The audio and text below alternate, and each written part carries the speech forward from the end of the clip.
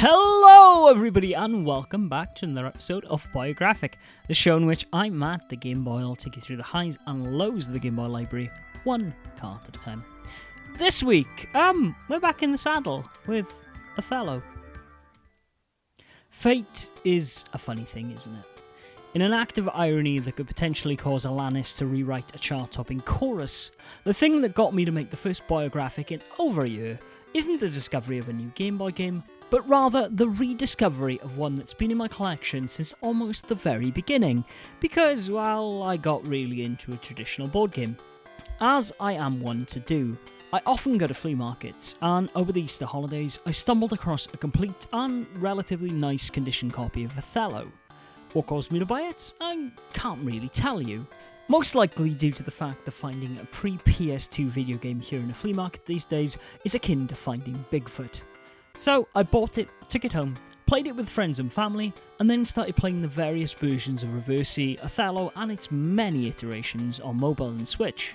It was only then that I remembered that I owned the game for Game Boy, and, well, here we are.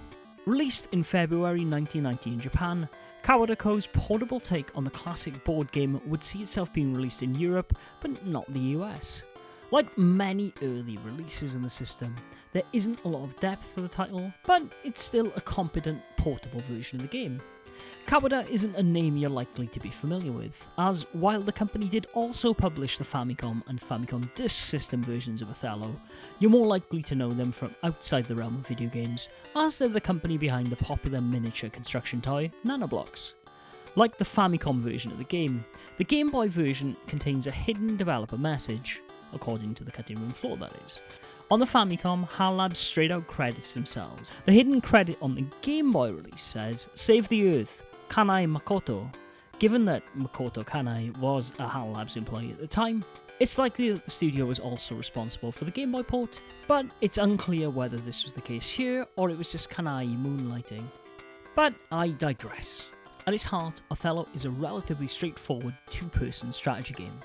Players choose a colour, white or black usually, and proceed to fill a 62 squared board with as many of their colour as they can to claim victory. Opposite to chess, the player with the black pieces is always the first to play, but this isn't always the blessing it seems because of how the game is played. Starting with a board containing two white pieces and black pieces in a square at the centre of the board, the black player places their piece on the board in a position that allows them to trap a white piece between theirs. In doing so, they flip over the white piece to create a line of black pieces. And that's where the real fun begins, as you can make lines horizontally, vertically and diagonally, allowing you to flip huge swaths of the board in the late game with a single well-placed piece. The game's tagline, "A minute to learn, a lifetime to master," is honestly true, as while I've played my fair share of Othello both digitally and around a kitchen table, this version did kick my arse in my complacent first few tries.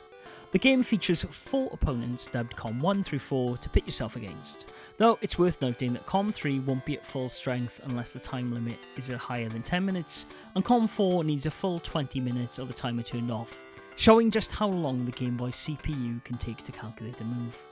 Beyond the difficulty and time settings, options are limited to turning the music on and off, and if you've got a friend close by, you can also make the choice of playing 2 players on a single cart, which is always a great option to pass the time on the go. That's really all there is to Othello. The ability to play against a CPU or a physical opponent in a fight to the checkered death.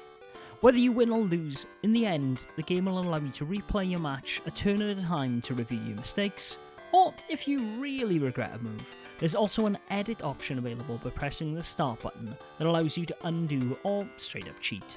Just remember though, you'll only be cheating yourself if you do this.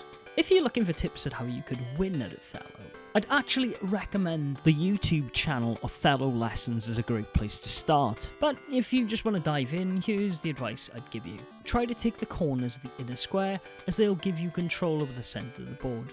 Prioritise building your pieces towards the wall at the end of the board because they're more difficult to flip, and never ever give up a corner if you can help it. One strategy I've also found useful is to try and flip as few pieces as possible during the early game, as it gives your opponents fewer options to move. But against a clever UI opponent, that's honestly more easily said than done. One thing that's always puzzled me about this game is the strange clown-like characters that don the game's title screen and European box art. They're neither in-game avatars nor any tie-in I could find to a physical release of the game by either Kawada or the game's license owner Tsukada Original. Don't let their creepiness put you off though, because once you've clicked start, you'll never have to see them again, except in your nightmares. If you are too creeped out by them, you can always pick up the 1994 re-release of the game called Othello World, a Japanese exclusive that ties into the Super Famicom title of the same name. The only thing of note here really is updated player avatars and some Super Game Boy borders, so don't go out of your way to pick it up if you already own the original. All in all, Othello is a simple port of a classic board game that's going to pass a few minutes of your time before going back into the collection. While I can see it being a fun companion for a long journey if you're travelling with a friend, its bare bones features don't hold a candle to the longevity of other puzzle games on the system, let alone the wealth of modern reversey games available on mobile and other consoles. If you like the physical board game already, I'd say this is a decent version for some portable play, but the Game Boy's processor is going to mean long game times against the higher difficulty settings. If you're new to the game, then I'd say if you see it cheap, then give the Game Boy version a try, as it is a lot of fun. If you're living in the US, however, where the game wasn't released, while cart-only copies of the game are cheap, I would say the time and effort it might take you to buy a copy might be better spent getting a physical copy of the board game and just playing it with a friend. And that brings us to the end of another Boyographic, ladies and gentlemen. I hope you enjoyed. If you have, and if you've missed these videos, please let me know down in the comments below, and I will try and make some more of them. Until next time though, Game Boys and Girls, where I'll be back with something a little bit more frantic, be sure, as always, to game on.